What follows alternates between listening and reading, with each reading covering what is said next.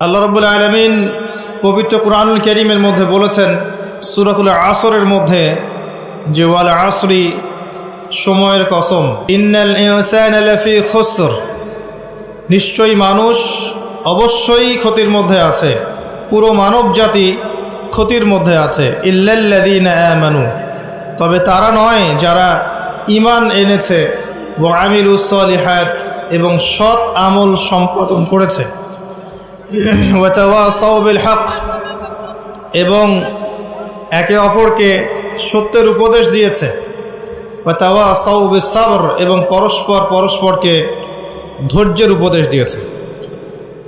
আল্লাহ রাব্বুল আলামিন যখন কোনো বিষয়ের কসম করেন, বুঝে নিতে হবে সেই বিষয়টা অত্যন্ত গুরুত্বপূর্ণ। এটা বোঝার জন্য আপনার পিএইচডি করার কোনো দরকার নাই। আল্লাহ পাক নিছক অহেতুক কোনো বিষয়ের কসম কখনই করবেন না। আল কোরআনুল কারীমে আল্লাহ পাক অনেক বিষয়ের কসম করেছেন। ওয়াদ-দুহা, দ্বীপ্রহরের কসম, ওয়াল লাইল, রাতের কসম, ওয়াত-তিন, তিন ফলের কসম, ওয়াজ-জাইতুন, জাইতুনের কসম, ওয়াশ-শামস, সূর্যের কসম, ওয়াল কমার, চাঁদের কসম। এমন অনেক শপথ বা কসম আল্লাহ পাক করেছেন। ঠিক একইভাবে আল্লাহ পাক ওয়াল আসরি বলে সময়ের কসম করেছেন। বুঝে নিতে হবে সময় আমাদের জীবনের সবচেয়ে গুরুত্বপূর্ণ বিষয়। সময়কে যে মূল্যায়ন করতে পারবে না, সময় তাকে মূল্যায়ন করবে না। একটা সময় ছিল যখন শুধু আল্লাহ একাই ছিলেন, আর কেউ ছিল না। হুয়াল আউয়ালু ওয়াল আখির ওয়াজ যাহিরু ওয়াল বাতিন। একটা সময় ছিল যখন আল্লাহ ছাড়া কেউ ছিলেন না, আবার একটা সময় আসবে যখন আল্লাহ ছাড়া কেউ থাকবেন না। তিনি প্রকাশ্য, তিনি গোপন, তিনি প্রথম, তিনি শেষ। মাঝখানে আল্লাহ রাব্বুল আলামিন 6 দিনে সৃষ্টি করেছেন এই মহাবিশ্ব, এবং মহাবিশ্ব সৃষ্টি করার পরে অনন্তকাল, অনেক সময় পর্যন্ত এই মহাবিশ্বে মানুষের কোনো অস্তিত্ব ছিল না। এখন মানুষের কর্মকাণ্ড দেখলে মনে হয় যে মানুষই সব। মানুষ বিশ্ব চালাচ্ছে, অর্থনীতি চালাচ্ছে, রাজনীতি চালাচ্ছে, সমাজনীতি চালাচ্ছে, পরিবার চালাচ্ছে, ধর্ম চালাচ্ছে, মানুষ সব কিছু করছে। মানে এখন ভাবখানা দেখলে মনে হয় যে মানুষ ছাড়া পৃথিবীতে আর কিছুই নাই, আমরাই সব, আর পৃথিবীটা আমাদেরই। আল্লাহ পাক যদিও বা এই পৃথিবীর সব কিছু আমাদের জন্যই সৃষ্টি করেছেন, কিন্তু এই মহাবিশ্বে একটা সময় ছিল যখন মানুষের কোনো অস্তিত্বই ছিল না। সূরা দাহরের 1 নম্বর আয়াত পড়ে দেখেন, আল্লাহ পাক বলেছেন, হাল আতা আলাল ইনসান হিনুম মিনাদ দাহরি লাম ইয়াকুন শাইআম মাযকুরা। মানুষের উপর একটা সময় চলে গেছে যখন মানুষ কোনো আলোচ্য বিষয়ই ছিল না। মানুষ কোনো আলোচ্য বিষয় ছিল না। মহাবিশ্ব তার জায়গায় ছিল, কিন্তু এই মহাবিশ্বে আমরা ছিলাম না। এরপর আল্লাহ রাব্বুল আলামিন মানুষ সৃষ্টি করলেন, করে ফেরেশতাদেরকে বললেন সিজদা করতে। তার আগে আল্লাহ পাক যা করেছেন, আল্লাহ পাক ফেরেশতাদেরকে ডেকে বলেছেন যে আমি পৃথিবীতে খলিফা পাঠাতে চাই। ওয়াইয ক্বালা রাব্বুকা লিল মালায়েকা ইন্নী জাঈলুন ফিল আরদি খলিফা। যখন আল্লাহ পাক ফেরেশতাদেরকে বললেন যে নিশ্চয়ই আমি পৃথিবীতে আমার খলিফা পাঠাতে চাই। এই পৃথিবী মানুষের জন্য তখনই হবে যখন আমরা আল্লাহর খলিফার মতো কাজ করব। পৃথিবীতে মানুষের কাজ যদি শয়তানের খলিফার মতো হয়, তাহলে এই পৃথিবী আমার জন্য নয়, এই পৃথিবী আমাকে সময় দিবে না। কথা বোঝা যায়? এই পৃথিবীতে আল্লাহ পাক মানুষকে পাঠানোর আগে ফেরেশতাদেরকে জিজ্ঞাসা করেছিলেন যে আমি পৃথিবীতে খলিফা পাঠাতে চাই। খলিফা কে? খলিফার কাজ কি? খলিফা কি সেই ব্যক্তি যে সারাদিন টিকটক করে? খলিফা কি সেই ব্যক্তি যার নামাজের কোনো খবর নাই?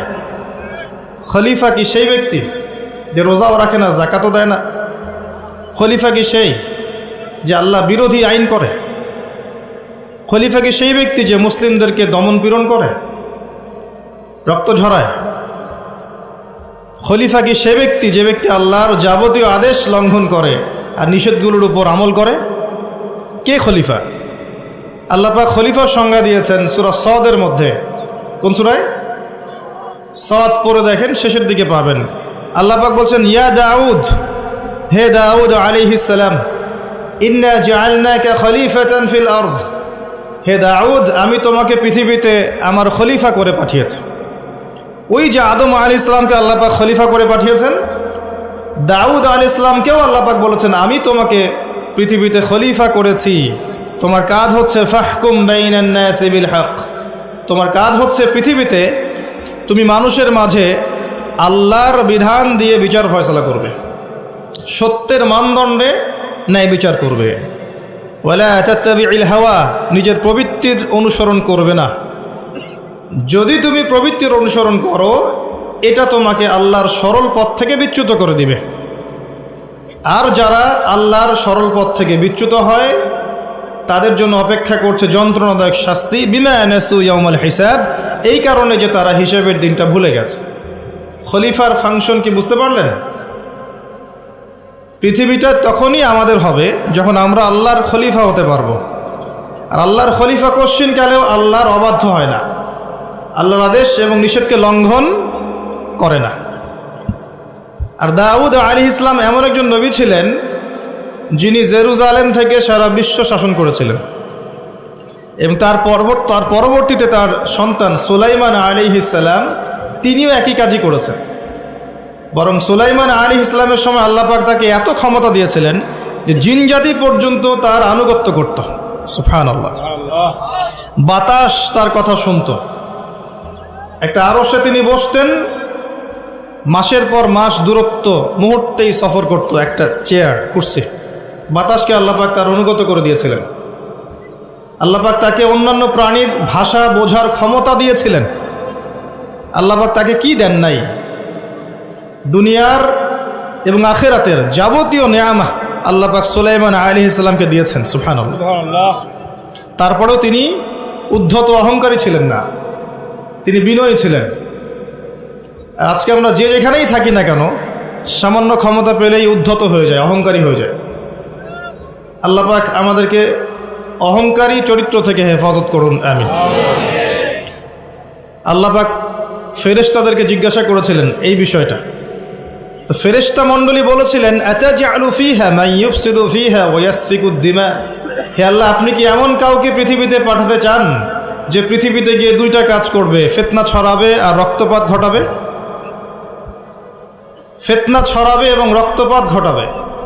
পৃথিবীর দিকে তাকিয়ে দেখেন, মানুষ এখন কি কাজ করছে সারা পৃথিবীতে? ফিতনা ছড়াচ্ছে এবং রক্তপাত ঘটাচ্ছে। এগুলোকে জিনজাতি করছে না। যাহারাল ফাসাদু ফিল বাররি ওয়াল বাহরি বিমা কাসাবাত আইদিন নাস, আল্লাহ পাক সূরা রুমের মধ্যে বলেছেন, জলে এবং স্থলে যত বিপর্যয় ছড়িয়ে পড়েছে এগুলো মানুষের হাতের কামাই। আপনি আল্লাহর কথা ডিনাই করতে পারবেন না, এটা আল্লাহর কথা। আপনি দেখেন বিশ্বের দিকে এক দেশ আরেক দেশকে যে আক্রমণ করছে, বিশ্বটাকে একটা নিউক্লিয়ার যুদ্ধের দিকে নিয়ে গেছে, এটা কি জিনজাতি করেছে? না। এই নিউক্লিয়ার ওয়েপেন্সগুলো কি মানবতার কল্যাণে কাজ করবে? না। একটা যদি আল্লাহ না করুক বিস্ফোরিত হয়, আর এটা সমূহ সম্ভাবনা আছে যে হতেই পারে আগামীতে, তখন বিশ্বের এই অবস্থা থাকবে না? কোশ্চিন গেল থাকবে না। আপনি দেখেন অর্থনীতির মধ্যে আমরা যে সুদভিত্তিক অর্থনীতি চালু করেছি, এটা কি জিনজাতি করেছে? না। আর এর মধ্য দিয়ে কি আমাদের কল্যাণ হচ্ছে? না। আমরা সংস্কৃতির নামে যে অশ্লীলতা ছড়িয়ে দিয়েছি, নারী পুরুষের ফ্রি মিক্সিং, বেলাল্লাপনা ছড়িয়েছি, পর্নোগ্রাফি ছড়িয়েছি, মাদকদ্রব্য ছড়িয়ে দিয়েছি।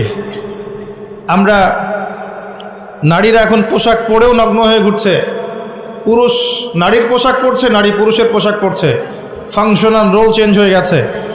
প্রজন্মের পর প্রজন্ম যাচ্ছে, তারা জীবনের উদ্দেশ্য কি জানে না। মাদক, ক্যাসিনো, টিকটক, ফেসবুক, ইউটিউবিং ইত্যাদি ভোগবিলাসে তারা ব্যস্ত আছে। এগুলো কি জিনজাতি করছে? না। ফাসাদ, যত ফাসাদ, গ্লোবাল ফাসাদ, ইকোনমিক ফাসাদ, পলিটিক্যাল ফাসাদ, সামাজিক ফাসাদ, প্রতিটা সেক্টরে, পারিবারিক ফাসাদ, কোনো ক্ষেত্রেই ফাসাদ জিনজাতি ছড়াচ্ছে না। কারা ছড়াচ্ছে? এটা আল্লাহ বলেছেন, যাহারাল ফাসাদু ফিল বাররি ওয়াল বাহরি বিমা কাসাবাত আইদিন নাস। মানুষের ফাসাদ এমন পর্যায়ে পর্যন্ত চলে গেছে যে প্রাকৃতিক ভারসাম্য এখন নষ্ট হয়ে যাচ্ছে। গতকালকের নিউজ দেখবেন যে হিমবাহ এত দ্রুত গলছে, বিগত শতাব্দীর চাইতে 80 গুণ বেশি দ্রুত বরফ গলে যাচ্ছে, এবং এতে 100 কোটি মানুষের জীবন হুমকির মুখে সামনে। এর কারণ হচ্ছে বাতাসে পরিবেশে কার্বন ডাইঅক্সাইড, কার্বন মনোক্সাইড গ্যাসটা বেশি, এবং মিলস অ্যান্ড ফ্যাক্টরিজ, ইন্ডাস্ট্রিজ, এগুলোর মধ্য দিয়ে আমরা পরিবেশের ভারসাম্য নষ্ট করে ফেলেছি। কে করেছে? জিনজাতি না, মানবজাতি। সুবহানাল্লাহ। প্রত্যেকটা সেক্টর, জলবায়ু দেখেন, ভৌগোলিক পরিবর্তনগুলো দেখেন, বনভূমি উজাড় করা দেখেন, এই যে জমিনের উপর জুলুম দেখেন, আকাশ নিয়ে এখন যুদ্ধ হচ্ছে, অমুক গ্রহ আমার, এ বলছে না অমুক গ্রহ আমার, মহাকাশ বাহিনী পর্যন্ত গঠন করছে, যত ফাসাদ দেখবেন সব মানুষ করছে। এই কথাটাই ফেরেশতারা বলেছিলেন, আতাজআলু ফিহা মান ইউফসিদু ফিহা ওয়া ইয়াসফিকু দিমা। আল্লাহ, আপনি কি এমন কাউকে পৃথিবীতে পাঠাতে চান যারা পৃথিবীতে গিয়ে রক্তপাত ঘটাবে আর ফাসাদ সৃষ্টি করবে? আল্লাহ পাক সেই কথাই বলেছেন সূরা রুমের মধ্যে, জলে স্থলে যত বিপর্যয় এগুলো মানুষের হাতের কামাই। অস্বীকার করার কোনো বুদ্ধি নাই, এগুলো আমাদের হাতের কামাই। ব্যক্তিগত পর্যায়ে ওয়াল আসরি, সময়ের কসম, কেউ যদি সময়কে মূল্যায়ন না করে সে নিজে তার নফসের উপর জুলুম করবে, ফাসাদ সৃষ্টি করবে না? আসেন, এরপরে আল্লাহ পাক মানুষ সৃষ্টি করলেন আদম আলাইহিস সালামকে, এবং তাকে জ্ঞান শিক্ষা দিলেন। ওয়াল্লামা আদামাল আসমা কুল্লাহা, আল্লাহ পাক আদম আলাইহিস সালামকে সমস্ত জ্ঞান শিক্ষা দিয়েছেন। বলেন সুবহানাল্লাহ। সুবহানাল্লাহ। সমস্ত নামকে শিক্ষা দিয়েছেন আল্লাহ। জ্ঞান কি বুদ্ধি থেকে আসে না অভিজ্ঞতা থেকে আসে? ফিলোসফিক্যাল থটস আছে এরকম, জ্ঞান আসে বুদ্ধি থেকে, কেউ বলে জ্ঞান আসে অভিজ্ঞতা থেকে, কেউ বলে জ্ঞান হচ্ছে সমন্বয় মতবাদ, কিছু বুদ্ধি কিছু অভিজ্ঞতা। কিন্তু আল্লাহ কোরআনে বলছেন জ্ঞান আসে কার পক্ষ থেকে? আল্লাহর তরফ থেকে। সূরা কাহফ 29 নম্বর আয়াত পড়ে দেখেন, ওয়া কুলিল হাক্কু মির রাব্বিকুম, হক তোমার রবের পক্ষ থেকে নাজিল হয়। হকটা কি? যখন তাওরাত নাজিল হয়েছিল, তাওরাত ছিল কি? হক। যখন জাবুর নাজিল হয়েছে, জাবুর কি ছিল? যখন ইনজিল নাজিল হয়েছে, ইনজিল কি ছিল? যখন কোরআন নাজিল হয়েছে এবং সুন্নাহ এসেছে, কিয়ামত পর্যন্ত হক কি থাকবে? অন্য কোনো হকের মানদণ্ড থাকবে না। যদি কোনো বিষয়ে কোরআন এবং সুন্নাহর সাথে মেলে, এটা মানতে কোনো আপত্তি আছে না। আর যদি কোনো বিষয়ে কোরআন সুন্নাহর সাথে না মেলে, ছাড়তে কোনো আপত্তি আছে না। যদি ছাড়ি তাহলে কি আমি সন্ত্রাসী হয়ে যাব না? আর যদি মানি তাহলে কি আমি মৌলবাদী হয়ে যাব না? কোরআন এবং সুন্নাহর সাথে যা মেলে এটা যদি আমি মেনে নেই, এটা কি আমার অপরাধ না? কোরআন এবং সুন্নাহ কি আল্লাহর পক্ষ থেকে আসেনি? এবং সে আল্লাহ কি মহাবিশ্বের পরিচালক নন? তো যদি আল্লাহর দাসত্ব করি আমি কি অন্যায় কিছু করছি? হ্যাঁ, এই দাসত্ব কেমন হবে? শৈথিল্যতা প্রদর্শন করা যাবে না, চরমপন্থা প্রদর্শন করা যাবে না। আপনি মধ্যমপন্থী থাকবেন। ওয়া কাযালিকা জাআলনাকুম উম্মাতান ওয়াসাতা, আল্লাহ পাক বলেছেন এভাবেই আমি তোমাদেরকে মধ্যমপন্থী উম্মাহ করেছি, যাতে করে তোমরা সাক্ষী হতে পারো। আমরা আশপাশে অনেক নয়েজ শুনতে পাচ্ছি, কথাবার্তা। আমরা রিকোয়েস্ট করব যারা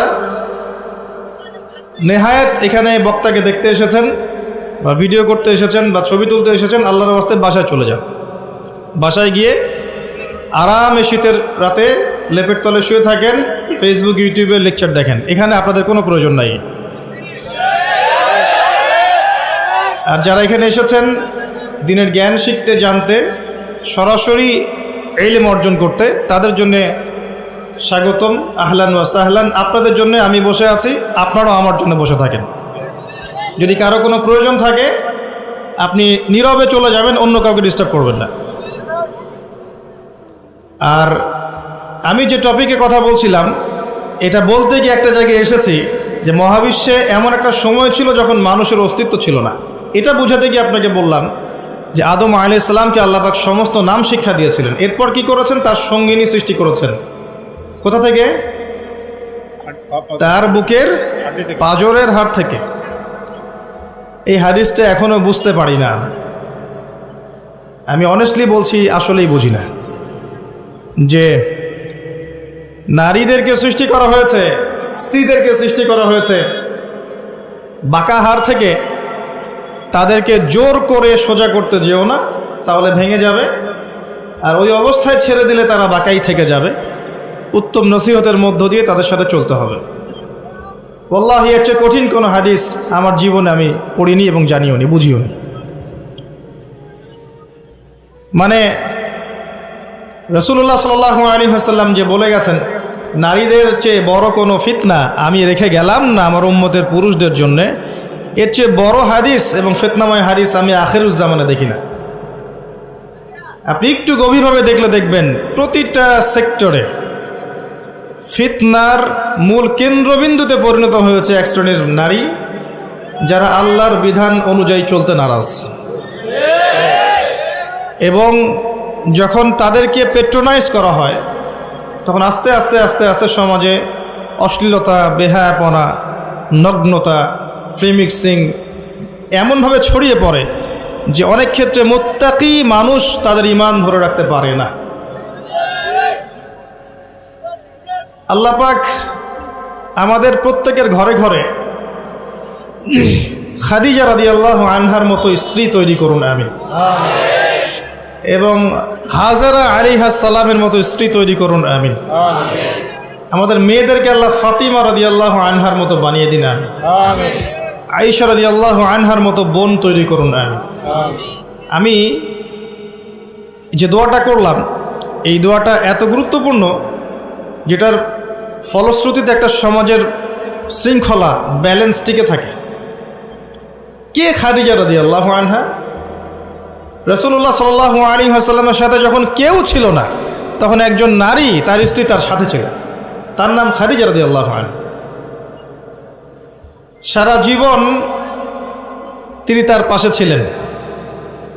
এবং ওই যে গারে হেরায় যখন নবী সাল্লাল্লাহু আলাইহি ওয়াসাল্লাম আল্লাহকে ডাকতেন, গারে হেরা যারা দেখে এসেছেন, হজ করেছেন, একবার ওমরা করেছেন বা গিয়েছেন ওখানে, তারা জানেন যে এটা কত উঁচু। যুবক হয়েও আমরা সেখানে চড়তে হিমশিম খেয়ে যাব। খাদিজা রাদিয়াল্লাহু আনহা সেখানে খাবার পৌঁছে দিতেন, পানি পৌঁছে দিতেন। তার সম্পত্তি, তার সম্মান, তার মর্যাদা, তার ব্যাংক ব্যালেন্স, প্রতিপত্তি সব কিছু তিনি মুহাম্মদ সাল্লাল্লাহু আলাইহি ওয়াসাল্লাম এবং তার দ্বীনের জন্য উৎসর্গ করে দিয়েছেন। খুব কম মানুষকে জিবরাইল আলাইহিস সালাম সালাম জানিয়েছেন, তার মধ্যে একজন হচ্ছেন খাদিজা রাদিয়াল্লাহু আনহা। নবী করিম সাল্লাল্লাহু আলাইহি ওয়াসাল্লামকে তিনি বলছেন, ইয়া রাসূলুল্লাহ, ওই যে খাদিজা আসছেন, তিনি যখন আসবেন তখন তাকে আমার পক্ষ থেকে সালাম জানাবেন এবং তাকে বলবেন, আল্লাহ আপনার জন্য জান্নাতে এমন একটা ঘর নির্মাণ করেছেন যে ঘরের মধ্যে কোনো কোলাহল নাই, কোনো চিল্লাচিল্লি হইচই কিচ্ছু নাই, সুকুন এবং শান্তি। তো কোথায় সেই যুগ, যে যুগে প্রত্যেক ঘরে ঘরে খাদিজা রাদিয়াল্লাহু আনহা থাকতেন? কে হাজেরা আলাইহিস সালাম?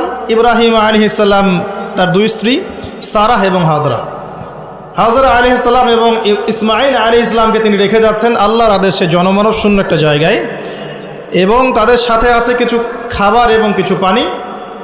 রেখে তিনি চলে যাচ্ছেন সেখান থেকে। আর হাজরা আলাইহিস সালাম বলছেন যে, ইয়া ইব্রাহিম আইনা তাযহাব, ইব্রাহিম আপনি কোথায় যাচ্ছেন? ইব্রাহিম আপনি কোথায় যাচ্ছেন? ইব্রাহিম আলাইহিস সালাম নিশ্চুপ, কোনো কথা বলতে পারছেন না, কষ্টে বুকটা ছিঁড়ে যাচ্ছে। ছোট্ট একটা বাচ্চা এবং স্ত্রীকে রেখে যাচ্ছেন জনমানব শূন্য জায়গায়। তখন হাজরা আলাইহিস সালাম বলছেন, আপনি কি আমাদেরকে আল্লাহর আদেশে ছেড়ে যাচ্ছেন ইব্রাহিম? আপনি কি আমাদেরকে আল্লাহর আদেশে এখানে ছেড়ে যাচ্ছেন ইব্রাহিম? ইব্রাহিম আলাইহিস সালাম খালি মাথা নাড়ছেন, না, হ্যাঁ, আল্লাহর আদেশে ছেড়ে যাচ্ছে। তখন হাজরা আলাইহিস সালাম বলছেন, তাহলে আল্লাহ আমাদেরকে কখনো অপদস্থ করবেন না ইনশাআল্লাহ। এই সেই নারী যার কাছে খাবার নেই, পানি নাই, সামান্য কয়েকটা খেজুর, ছোট্ট একটা বাচ্চা, পানির যন্ত্রণায় বাচ্চা কাতরাচ্ছে, তিনি দৌড়াচ্ছেন সাফা থেকে মারওয়া, মারওয়া থেকে সাফা, যদি একটু পানি পান।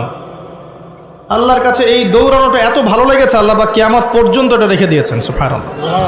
আপনি হজ করতে যাবেন, এই কাজটা না করলে আপনার হজ হবে? এটা কার স্মৃতি? এটা সেই হাজরা আলাইহিস সালামের স্মৃতি। এই যে তাওয়াক্কুলকারিণী নারী, আল্লাহর প্রতি ভরসাকারিণী সবরকারিণী নারী, তার গর্ভ থেকে এমন সন্তান এসেছে যেই সন্তানকে বাবা বলছে, ইয়া বোনাই, হে আমার সন্তান, ইন্নী আরা ফিল মানামি আন্নী আযবাহুক, আমি স্বপ্নে দেখেছি আমি তোমাকে জবাই করছি, ফানজুর মাযা তারা, তোমার কি রায় আমাকে বলো। তখন ওই বাচ্চা বলছে, যার বয়স মেবি 10 বা 12 বা 15 হাইয়েস্ট, যে বয়সের আমাদের প্রজন্মের বাচ্চা কাচ্চারা কিশোর অপরাধ করে আর টিকটক চালায় আর স্মোক করে আর ড্রাগস নেয় আর মেয়ের পিছনে টাঙ্কি মারে, এই বয়সের বাচ্চা ইসমাইল আলাইহিস সালাম বলছেন, ইয়া আবাতি, হে আমার বাবা, ইফআল মা তুমার, হে আমার বাবা, আপনি তাই করেন যা আপনাকে আদেশ করা হয়েছে। কি আদেশ করা হয়েছে? জবাই করতে। আপনি তাই করেন যা আপনাকে আদেশ করা হয়েছে। সাতাজিদুনি ইনশাআল্লাহু মিনাস সাবিরিন, ইনশাআল্লাহ বাবা আপনি আমাকে সবরকারী পাবেন। এই জেনারেশনের একটা ছেলেকে দেখাতে পারবেন যে এরকম করে কথা বলতে পারবে? একটা ছেলে? এরা তো জানেই না জীবনের উদ্দেশ্য কি, জীবনটা কি সেটাই জানে। What is life, the definition of life, the definition of success জানে না।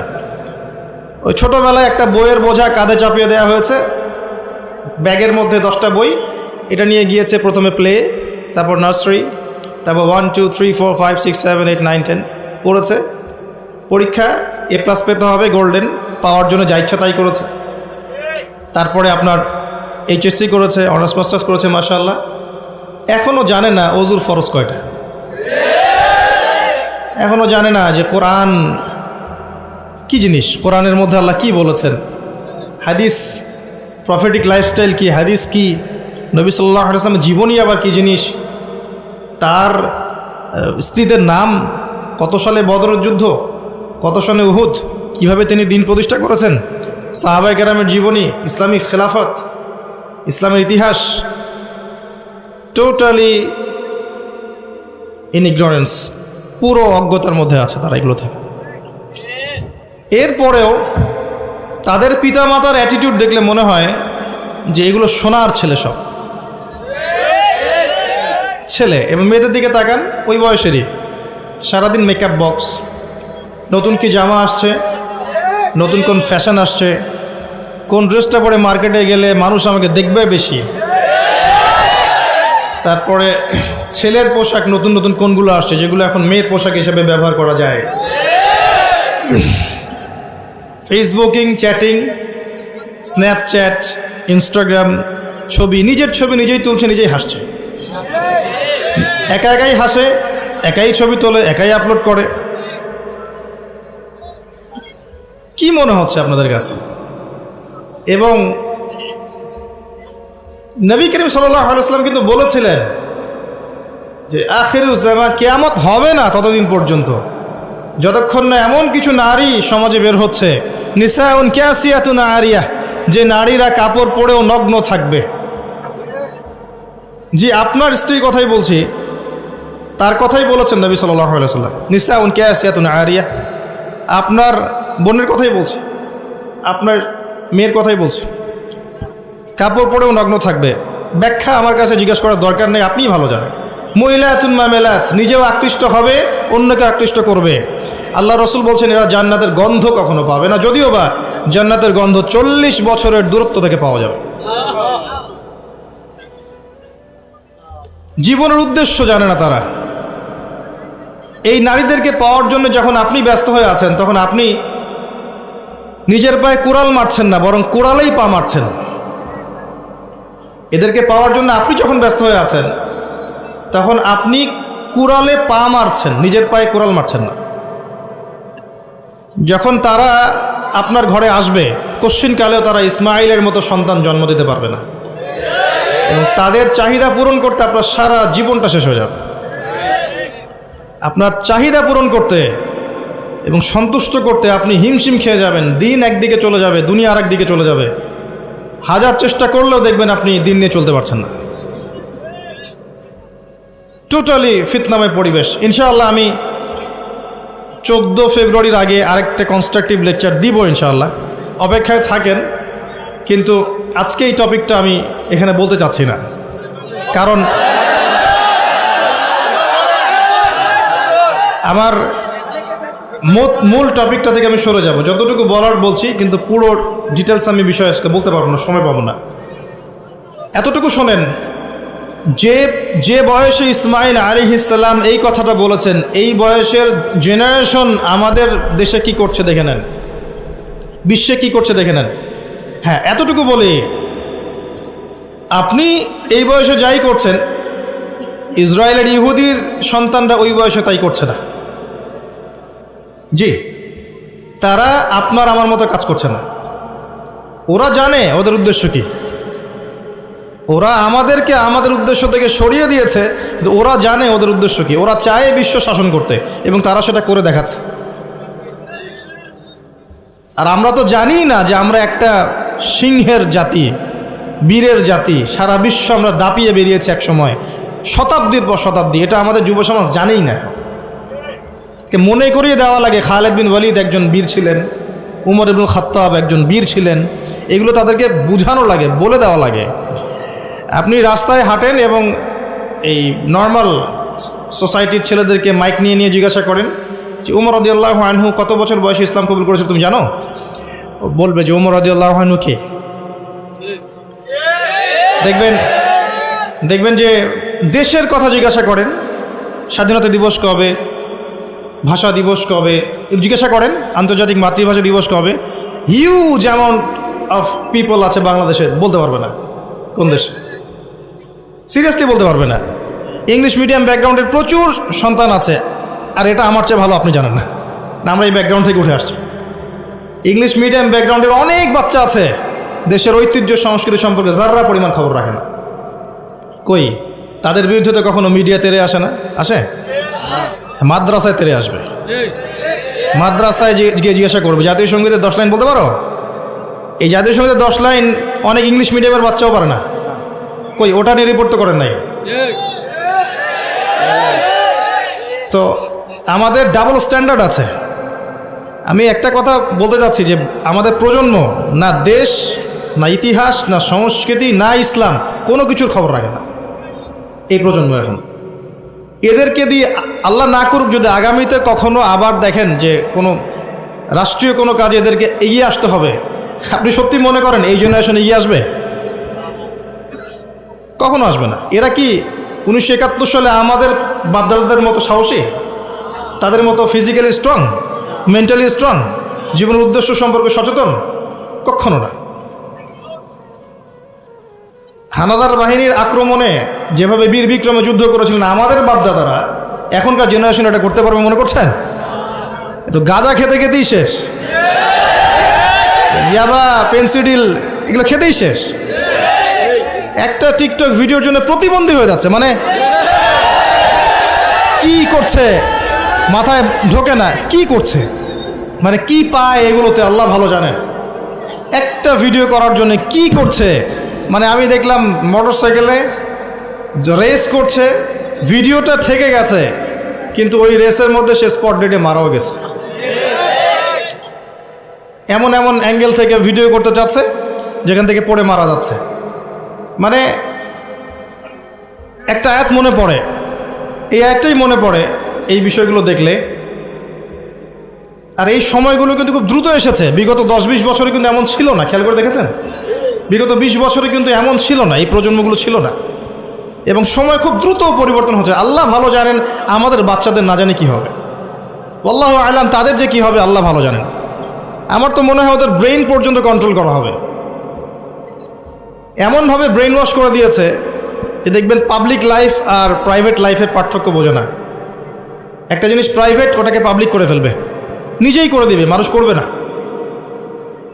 নিজে কি করছে না করছে প্রত্যেকটা মুহূর্ত তাকে মানুষকে জানাতে হবে, এই যে আমি এখন বাথরুমে গেলাম, এই যে আমি এখন বের হলাম, আমি এখন ওযু করছি, আমি এখন এটা করছি। একটা অসুস্থ জেনারেশন, একটা মানসিক বুদ্ধিবৃত্তিক প্রতিবন্ধী একটা জেনারেশন তৈরি হয়েছে, আমাদের অগোচরেই হয়েছে। আর আমরা এদেরকে লাই দিয়েছি, ছোট আছে এরা, নাক চিপলে দুধ বের হয়, ছোট আছে বলে বলে। আচ্ছা, ইসমাইলের দিকে তাকান, তিনি তার বাবাকে বলছেন ইয়া আবাতি ফাআল মা তু'মার, হে আমার বাবা, আপনি তাই করেন যা আল্লাহ আপনাকে আদেশ করেছেন, সাতাজিদুনি ইনশাআল্লাহু মিনাস সাবিরিন, ইনশাআল্লাহ আপনি আমাকে ধৈর্যশীল পাবেন। আর এই সন্তান জন্ম দিয়েছেন ওই হাজরা আলাইহিস সালাম। না আছে পরিবারে ইব্রাহিমের মতো কর্তা, না আছে পরিবারে হাজরা আলাইহিস সালামের মতো মা, আর না আছে ইসমাইলের মতো সন্তান। এই জেনারেশনকে দিয়ে আপনি কিভাবে চলবেন? জাতির সামনে খারাপ সময় অপেক্ষা করছে। একটাই উপায় আছে, অনলি একটা রাস্তা খোলা আছে।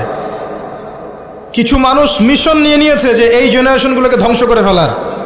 একটাই অপশন আছে, এদেরকে আল্লাহর দিকে নিয়ে আসতে হবে, আদারওয়াইজ এদেরকে বাঁচানোর কোনো বুদ্ধি নাই। ছোট ছোট বাচ্চা দেখবেন, 14-15 বছরের বাচ্চা ধর্ষণ করছে, কেস খাচ্ছে, চাইল্ড অ্যাবিউজ করছে। এক ধর্ষকের ব্যাপারে সেদিন দেখলাম এমন পলিসি অবলম্বন করেছে যে রেপের পর রেপ করে যাবে, কিন্তু যাকে রেপ করা হবে সে প্রেগনেন্ট হবে না, সে এমন ব্যবস্থা গ্রহণ করেছে। কি পরিমাণ মানুষের অধঃপতন চিন্তা করে দেখেন। ছোট ছোট বাচ্চাগুলো দেখবেন কিশোর অপরাধ করছে, কিশোর গ্যাং তৈরি করেছে। ছোট ছোট বাচ্চা বিভিন্ন মুভিজ দেখছে, অপসংস্কৃতিগুলো দেখে দেখে শিখছে। শেখার এগুলো তো এমনি এমনি আসেনি, কারো না কারো দেখে তো শিখেছে। হয় বই পড়ে শিখেছে, না হলে কোনো কিছু দেখে শিখেছে। আর বই তো এরা পড়ছে না, নিশ্চয়ই কিছু দেখে শিখেছে, বিভিন্ন প্রোগ্রাম দেখে এগুলো শিখেছে। ছোট ছোট কিশোর গ্যাং, এক গ্যাংয়ের লিডার আছে, আর গ্যাংয়ের লিডার আছে। প্রশাসন হিমশিম খাচ্ছে এগুলো ডিল করতে। আমি মাঝে মাঝে চিন্তা করি কিভাবে যে প্রশাসন এগুলো ডিল করে, এত ঠান্ডা মাথায় কিভাবে ডিল করা সম্ভব? এত অপরাধ কিভাবে দমন করা সম্ভব? যতক্ষণ মানুষ ভালো না হবে কোশ্চিনকালেও কখনো সমাজ ভালো হয় না।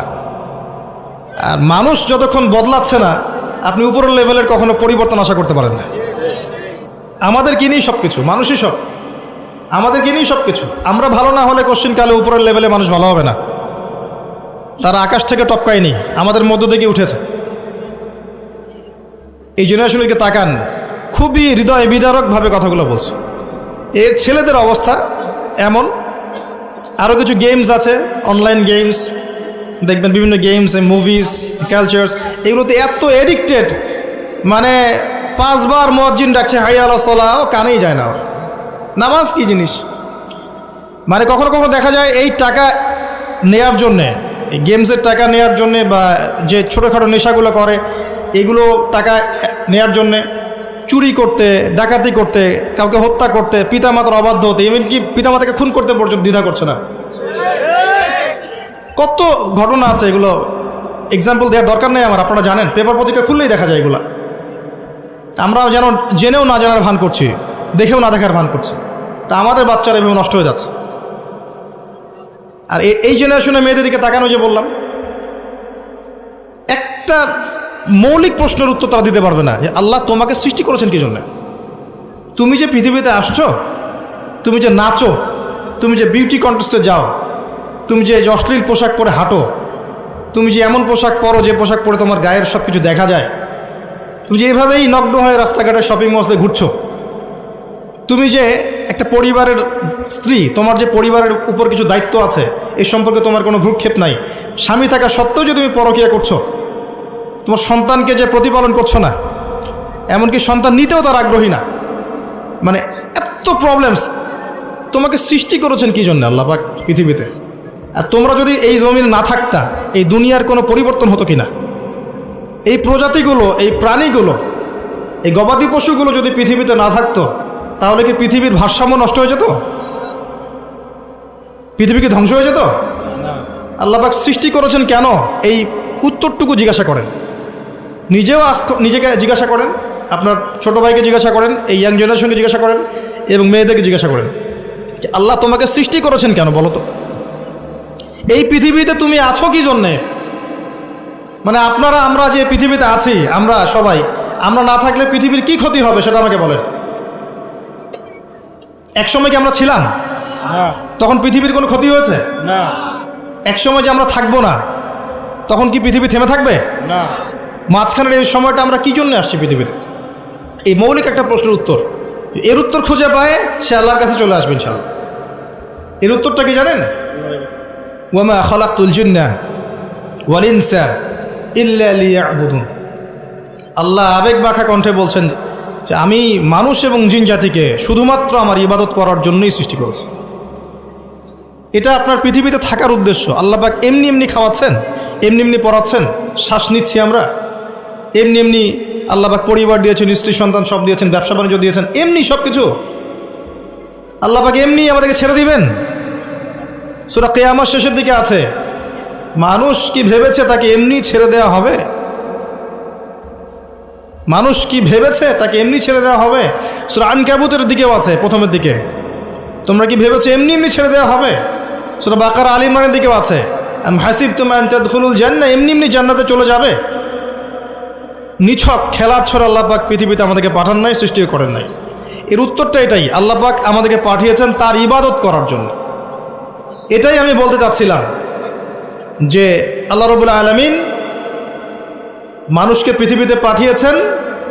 এর আগে পৃথিবীতে এমন সময় চলে গেছে মহাবিশ্বে মানুষের অস্তিত্ব ছিল না। আল্লাহ পাক নাম শিখিয়েছেন, আল্লাহ পাক তার সঙ্গিনী সৃষ্টি করেছেন, এরপর জান্নাতে রেখেছেন এবং ফেরেশতাদেরকে দিয়ে সেজদা পর্যন্ত করিয়েছেন। আমাদেরকে আল্লাহ পাক সেজদা করিয়েছেন ফেরেশতাদেরকে দিয়ে। সুবহানাল্লাহ। এই জেনারেশন এবং আমরা যারা চলছি, যারা নামাজ পড়ি না, যারা রোজা রাখি না, যাকাত দেই না, আল্লাহর হুকুম আহকাম মানি না, মিথ্যা বলি, সুদ খাই, জেনা করি, মদ খাই, চুরি করি, দুর্নীতি করি, প্রতারণা করি, ঠকবাজি করি, আমাদেরকে আল্লাহ পাক সেজদা করিয়েছেন ফেরেশতাদেরকে দিয়ে। সাউন্ড ক্রেজি না? এটা আসলে উদ্ভট মনে হচ্ছে না কথাটা? কোন মানুষরা এটার যোগ্য?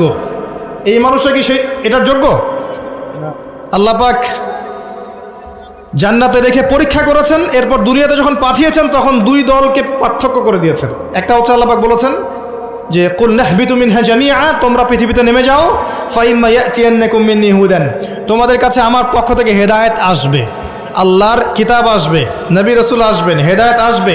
ফামান তাবিআ হুদায়া ফালা খাউফুন আলাইহিম ওয়ালা হুম ইয়াহজানুন, যারা আমার হেদায়েত মেনে চলবে তাদের কোনো ভয় নাই, কোনো দুশ্চিন্তা নাই, যে জান্নাত থেকে এসেছেন ওই জান্নাতে ফিরে যাবেন ইনশাআল্লাহ। এটা এক শ্রেণীর মানুষ। আর এক শ্রেণী ওয়াল্লাযীনা কাফারু ওয়া কাযযাবু বিআয়াতিনা, আর যারা কুফরি করবে এবং আমার আয়াতকে মিথ্যা প্রতিপন্ন করবে, উলাইকা আসহাবুন নার, এরা হচ্ছে জাহান্নামের অধিবাসী, হুম ফিহা খালিদুন, তারা সেখানে চিরস্থায়ী হবে। কি জিনিস এটা? নবী সাল্লাল্লাহু আলাইহি ওয়াসাল্লাম দেখে এসেছেন।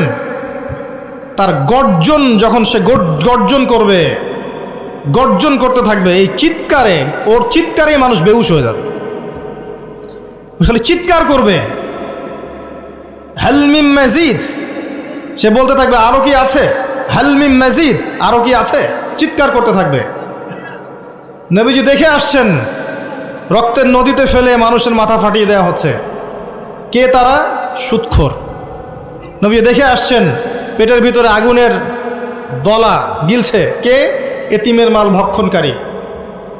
দেখছেন সামনে আছে ভালো গোশত, আর আরেকদিকে আছে নোংরা পচা গোশত খাচ্ছে। কে? জিনাকারী, ব্যভিচারী। কত শাস্তি দেখে আসছেন। একজন ফেরেশতাকে দেখে এসেছেন, তার নাম মালিক, জাহান্নাম সৃষ্টির পর থেকে কখনো হাসেন নাই, জাহান্নামের শাস্তি দেখেই তার হাসি বন্ধ হয়ে গেছে। আরও দেখে এসেছেন, ওই যে আমি দেখে এসেছি জাহান্নামের অধিকাংশ অধিবাসী নারী জাতি। কারণ অভিশাপ দেয় বেশি বেশি, স্বামীর অকৃতজ্ঞ হবে এবং লানত করে, মুখে চাপটে ঘাত করে, কেউ মারা গেলে বিলাপ করে, এগুলোর কারণে। আসেন, আল্লাহ পাক যতটুকু সময় আমাদেরকে পৃথিবীতে রেখেছেন, এই টাইমটা আনলিমিটেড না, এটা আল্লাহ পাক বুঝাচ্ছেন। ওয়াল আসরি বলে সময়ের কসম, সময়ের কসম বলে আল্লাহ পাক বুঝাচ্ছেন যে আপনার আমার সময় আনলিমিটেড নয়, লিমিটেড।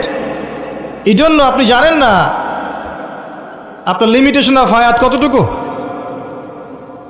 আমি একটা কথা বলছি রিসেন্টলি, আবারও বলছি এখানে, যে আপনি যদি চিন্তা করেন যে আপনি 60-70-80 বছর বাঁচবেন, এর মধ্যে 30-40 বছর চলে গেছে, আপনি এই বয়সটার পাপগুলোকে হিসাব করতে থাকেন, কতগুলো পাপ আপনি করেছেন। হিসাব করে আমলনামা তৈরি করেন, তারপর দেখেন পাপগুলো দুই প্রকার, হয় মানুষের সাথে জড়িত আছে অথবা আল্লাহর সাথে জড়িত। আল্লাহর সাথে জড়িতগুলো শুধু ইস্তেগফার তওবার মধ্য দিয়ে ক্ষমা হয়ে যাবে ইনশাআল্লাহ। আর মানুষের সাথে জড়িত যেগুলো, সেগুলো তাদের কাছে কাছে গিয়ে হক পরিশোধ করার মধ্য দিয়ে ক্ষমা নিতে হবে ইনশাআল্লাহ। সবার সামনে দাঁড়িয়ে বলতে হবে যে আমি তোমার হক নষ্ট করেছিলাম, আমি তোমার টাকা মেরে খেয়েছি, আমি তোমাকে গালি দিয়েছি, তোমার গীবত করেছি, তোমাকে তহমত দিয়েছি, তোমার কাছে ক্ষমা চাচ্ছি, আল্লাহর ওয়াস্তে মাফ করে দাও। তারপরে ক্ষমা হবে। এর পরের জীবনটাকে আপনাকে কাটাতে হবে কিভাবে? রাসূলুল্লাহ সাল্লাল্লাহু আলাইহি ওয়াসাল্লামের সুন্নাহ মোতাবেক। পারা যাবে ইনশাআল্লাহ? রাত থেকে শুরু করে ঘুমানো পর্যন্ত নবী সাল্লাল্লাহু আলাইহি ওয়াসাল্লামের সুন্নাহ মতো চলা যাবে ইনশাআল্লাহ। একমাত্র ব্যক্তি যিনি আপনার জন্য হাউজে কাউসারে দাঁড়িয়ে থাকবেন, যিনি আপনার জন্য সুপারিশ করবেন এবং কবিরা গুনাহগার ব্যক্তিদেরকে সুপারিশ করে জান্নাতে নিয়ে যাবেন ইনশাআল্লাহ তাআলা, একমাত্র ব্যক্তি, আপনার রোল মডেল, আপনার আদর্শ মুহাম্মদুর রাসূলুল্লাহ সাল্লাল্লাহু আলাইহি ওয়াসাল্লাম। আর কেউ নাই, আল্লাহ ছাড়া কেউ নাই, মুহাম্মদ সাল্লাল্লাহু আলাইহি ওয়াসাল্লাম ছাড়া কোনো তরিকা নাই, আল্লাহর কিতাব ছাড়া কোনো হেদায়েতের উৎস নাই। সিম্পল, আপনাকে আল্লাহ পাক সহজ করে দিয়েছেন। এর বাইরে যাবেন, এক চুল যাবেন, এক চুলের ফলাফল ভোগ করতে হবে। এর বাইরে 1 বিঘত যাবেন, 1 বিঘতের ফলাফল ভোগ করতে হবে। এর বাইরে যোজন যোজন দূর যাবেন, ওই ফলাফল ভোগ করতে হবে ইনশাআল্লাহ। আল্লাহ পাক আমাদেরকে বোঝার তৌফিক দান করুন। আল্লাহ পাক সময়ের কসম করে আপনাকে আমাকে সতর্ক করছেন, তবে এটাও বলছেন যে মানুষ ক্ষতির মধ্যে আছে। আমি বলেছি অলরেডি মানুষের ক্ষতিগুলো কি কি। ইহকালীন জীবনে মানুষ ক্ষতির মধ্যে আছে, পরকালের জীবনেও মানুষের জন্য ক্ষতি অপেক্ষা করছে। আল্লাহ পাক মানুষের ক্ষতি সম্পর্কে একটা আয়াতই যথেষ্ট, যেটা তিনি বলেছেন সূরা আরাফ 179 নম্বর আয়াত। আল্লাহ পাক বলেছেন, ওয়ালাকাদ যারানা লিজাহান্নামা কাসীরাম মিনাল জিন্নি ওয়াল ইনস। বিশেষ করছি, অল্প সময় বসেন। আল্লাহ পাক বলছেন, আমি প্রচুর জিন আর মানুষকে দিয়ে জাহান্নাম পূর্ণ করব। কথাটা কি কানে ঢুকলো আপনাদের? মানুষ এবং জিনকে দিয়ে আল্লাহ পাক জাহান্নাম পূর্ণ করবেন, মানে আমি আপনি জাহান্নামে যাচ্ছি, নাউযুবিল্লাহ। মানুষের জিনই যাবে, গরু ছাগল গবাদি পশু যাবে না, আমরাই যাব, আমাদের জন্যই জাহান্নাম অথবা আমাদের জন্যই জান্নাত। কারা তারা? লাহুম কুলুবুন লা ইয়াফকাহুনা বিহা, হৃদয়ে ছিল উপলব্ধি করতো না, হৃদয়ে ছিল উপলব্ধি করতো না, কারণ এটা জাহান্নামে যাওয়ার। ওয়ালাহুম আ'য়ুনুন লা ইউবসিরুনা বিহা, চোখ দিয়েছিলাম দেখেনি। ওয়ালাহুম আযানুন লা ইয়াসমাউনা বিহা, কান দিয়েছিলাম শোনে নাই।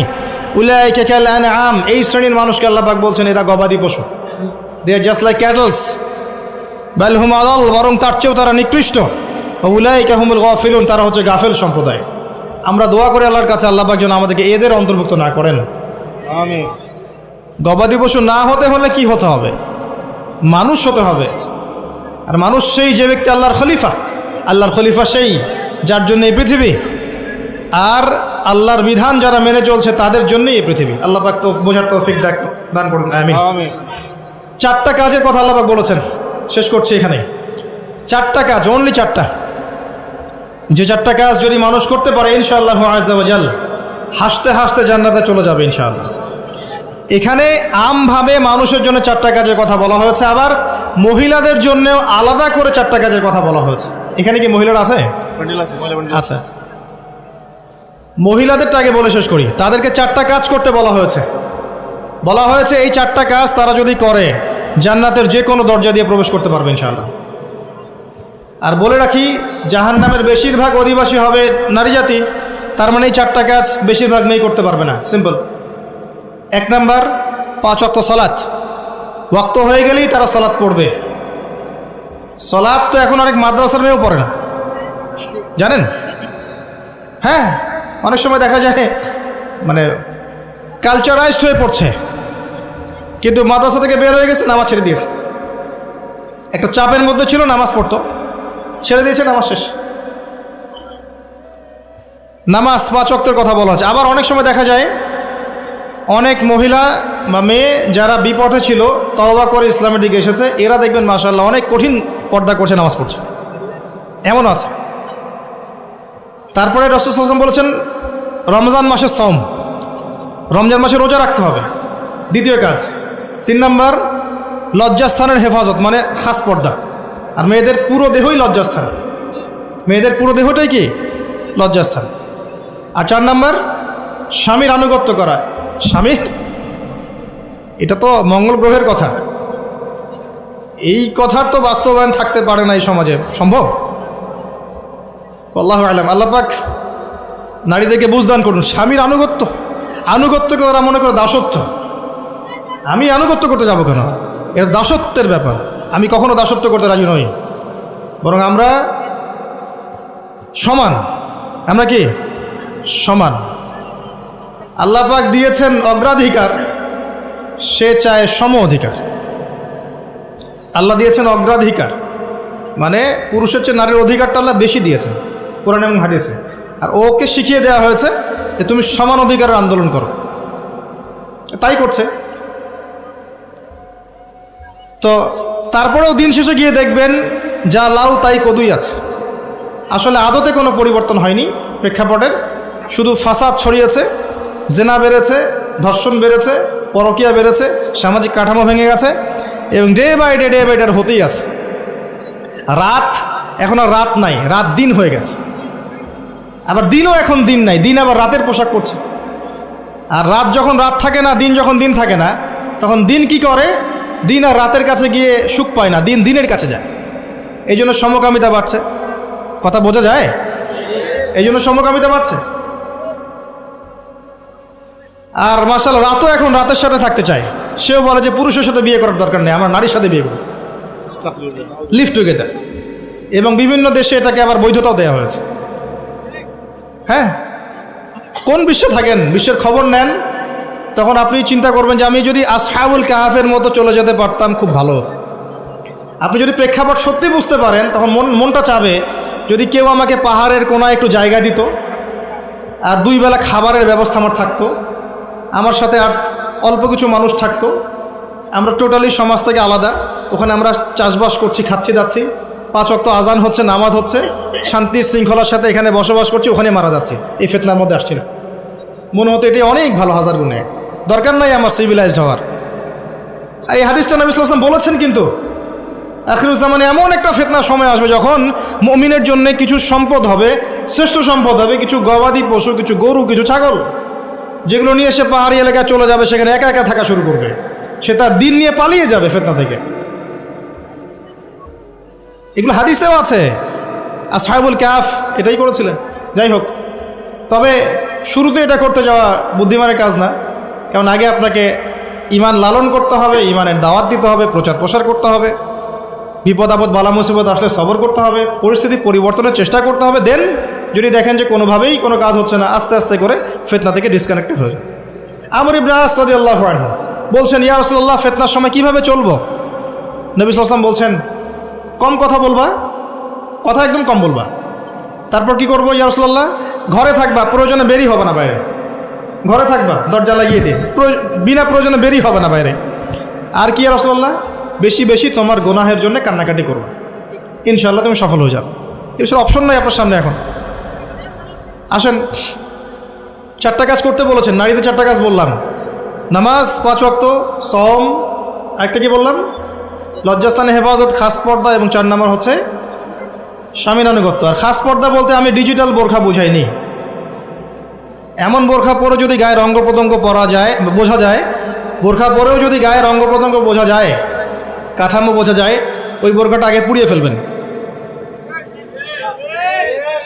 আচ্ছা, এরপর সবার জন্য 4টা কাজ আল্লাহ পাক বলেছেন। ঈমান 1 নম্বর কি? ঈমান। 2 নম্বর আমলে সালেহ। 3 নম্বর হকের দাওয়াত। 4 নম্বর সবর। ঈমান 6 পিলার। কয় পিলার? আল্লাহ বিশ্বাস, তারপরে বলেন ফেরেশতাগণে বিশ্বাস, নবী রাসূলগণে বিশ্বাস, আসমানি কিতাবসমূহে বিশ্বাস, পরকালে বিশ্বাস, তাকদীরের ভালো মন্দে বিশ্বাস। 6টা। আমানতু বিল্লাহ ওয়া মালাইকাতিহি ওয়া কুতুবিহি ওয়া রুসুলিহি ওয়াল ইয়াউমিল আখির ওয়াল কদরি খাইরিহি ওয়া শাররিহি। এই 6টাকে 3টা কাজ করতে হবে। 1 নাম্বার তাসদীক বিল জিনান, হৃদয় থেকে বিশ্বাস করা। ইকরার বিল লিসান, আপনাকে মৌখিক স্বীকৃতি প্রদান করতে হবে। আর 3 নাম্বার হচ্ছে আমাল বিল আরকান, কাজে বাস্তবায়ন করতে হবে। এই 3টা কাজ। এই ঈমান লালন করার পরে আমলে সালেহ। আমলে সালেহ কি? এক কথায় উত্তর, আল্লাহ পাক কোরআনে যা করতে বলেছেন করলে আমলে সালেহ। বোঝা যায়? আল্লাহ পাক কোরআনে যা করতে বলেছেন করার নাম কি? আমলে সালেহ। যেমন সালাত, সিয়াম, যাকাত, হজ, উমরা ইত্যাদি। আল্লাহ পাক কোরআনে যা করতে নিষেধ করেছেন সেটা না করাও হচ্ছে আমলে সালেহ। সুদ না খাওয়া আমলে সালেহ, ঘুষ না দেওয়া আমলে সালেহ, দুর্নীতি না করা আমলে সালেহ, চুরি না করা আমলে সালেহ। যা করতে বলেন নাই সেটা না করাও কি আমলে সালেহ। একইভাবে হাদিসের মধ্যে রাসূল সাল্লাল্লাহু আলাইহি ওয়াসাল্লাম যা করতে বলেছেন তার করার নাম কি আমলে সালেহ। যা করতে বলেন নাই সেটা ছেড়ে দেওয়ার নাম আমলে সালেহ। এরপরে হকের দাওয়াত। ঈমান আমলের সাথে আপনি হকের দাওয়াত প্রদান করবেন, আগে নিজে, তারপর পরিবার, আপনার সাধ্য অনুযায়ী সমাজ। আপনাকে আল্লাহ পাক যত ক্ষমতা দেবেন সেভাবে আপনার দায়িত্ব বাড়বে ইনশাআল্লাহ। আর এই দাওয়াত দিতে গিয়েও দেখবেন চারটা ক্ষেত্র থেকে বাধাও আসবে। এক নম্বর বাধা আসবে পরিবার থেকে, এবং সবচেয়ে বেশি ফাসাদ সৃষ্টি করবে পরিবারই। হ্যাঁ, ওই যে নূহ আলাইহিস সালামের উদাহরণ দেখেন, লূত আলাইহিস সালামের উদাহরণ দেখেন, নবী সাল্লাল্লাহু আলাইহি ওয়াসাল্লামের চাচাদেরকে দেখেন, নিজেদের লোকরাই প্রথমে শত্রুতা করল, তারপরে আপনার বাধা দিবে সমাজের নেতা, তারপরে ধর্মনেতা, তারপরে রাষ্ট্রনেতা, নমরুদরা পরে আসবে। আর হকের দাওয়াতটা কি? আল্লাহর বিধান, ওয়াকুলিল হাক্কু মির রাব্বিকুম, হক সেটাই যেটা তোমার রবের পক্ষ থেকে নাজিল হয়। নিজের মন করা কোনো মতবাদ হক নয়। উদউ ইলা সাবিলি রাব্বিকা বিল হিকমা, তোমার রবের পথের দিকে মানুষকে ডাকো হিকমতের সাথে, প্রজ্ঞার সাথে, ওয়াল মাউইযাতিল হাসানা, উত্তম উপদেশের সাথে। এখানে শৈথিল্যতা প্রদর্শন করা যাবে না, চরমপন্থাও প্রদর্শন করা যাবে না। একটা শান্তির শৃঙ্খলা স্থিতিশীল রাষ্ট্রের মধ্যে অরাজকতা সৃষ্টি করা যাবে না। মধ্যম পন্থায় সবাইকে নিয়ে দাওয়াতি কাজ করতে হবে। দাওয়াতি কাজ করার সময় সাম্প্রদায়িক হওয়া যাবে না। নিজের কমিউনিটি আমার দিনী ভাই, বাইরের মানুষ দিনী ভাই না, এমন নয়। সবাই আমরা একটা বডির অন্তর্ভুক্ত এবং সবাই আমরা মুসলিম, এটাই আমাদের মৌলিক পরিচয়। আল্লাহ পাক বোঝার তৌফিক দান করুন, আমিন।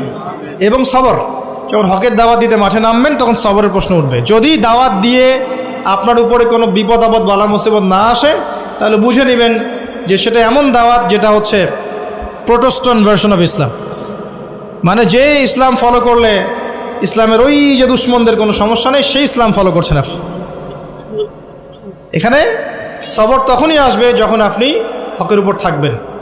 এবং এখানে ধৈর্য ধরার নাম এটা নয় যে পরিস্থিতি পরিবর্তনের জন্য অপেক্ষা করে হাত গুটিয়ে বসে থাকা, এটা নয়। আপনার সাধ্য অনুযায়ী আপনি দাওয়াতি কাজ করবেন, পরিবর্তনের চেষ্টা করবেন। নিজে পরিবর্তন হওয়ার চেষ্টা করব ইনশাআল্লাহ, পরিবারকে চেষ্টা করব, আমার সাধ্য মতো আমার ক্ষেত্রে আমি দাওয়াতি কাজ করব। দাওয়াতি কাজ করার সময় আমি সবার প্রতি সহানুভূতিশীল থাকব এবং নরম থাকব, কারো প্রতি কঠোর, কর্কশ, রূঢ় এবং ইসলামের নামে কোনো আজে বাজে মতবাদ, উগ্র কোনো মতবাদ, চরমপন্থী কোনো মতবাদ ছড়াবো না। ইসলাম শান্তির ধর্ম, শান্তি প্রতিষ্ঠা হবে ইসলাম দ্বারাই। ইসলামের শান্তি দেখে অমুসলিমরা দেখবেন ইসলামের পথে চলে আসছে ইনশাআল্লাহ। আল্লাহ পাক আমাদের সবাইকে বিষয়গুলো বোঝার তৌফিক দান করুন, আমিন।